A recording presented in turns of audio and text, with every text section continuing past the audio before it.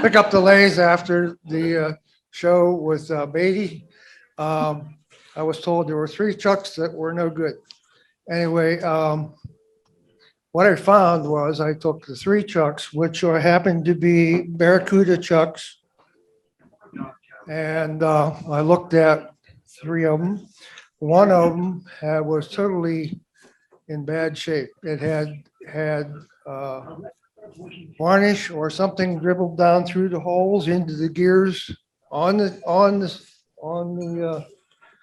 wrench and on the gears. I had to take it all apart, clean it up. The slides, everything. Put it all back together, works fine. That said, the one thing that I noticed, one of the other trucks that I looked at had 2 jaws that were in the wrong place. Everybody kind of knows when you look at a chuck, they're numbered consecutively, 1, 2, 3, 4 on the jaws. The bottom line is that if you don't do that, then they're not lined up the way they were turned when they were made.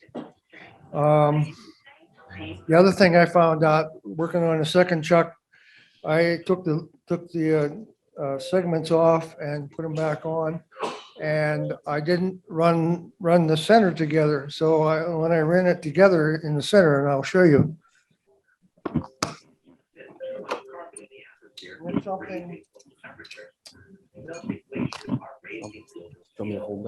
Okay.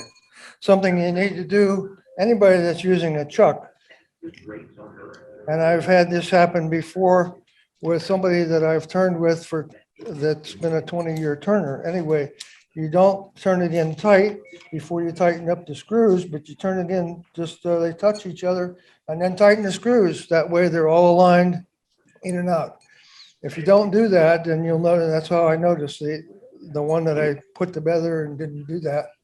They were kind of all cockeyed. The other thing about Barracuda chucks are the fact that they're not terribly expensive, but the other thing, and maybe that's purely conjecture on my part, is that because the ridges on the chuck are only about less than 1/8 of an inch, if you have them in green wood and it compresses, you're not going to only compress so far, and then eventually you're going to get flat on the chuck. So bottom line is they're good chucks for the price, but maybe for greenwood, it all comes back to what's the number 1 tool when you're wood turning? Number 1, number 2, number 3. The operator is number 1. Number 1, operator. Number 2 is the lathe. Number 3 is the chuck.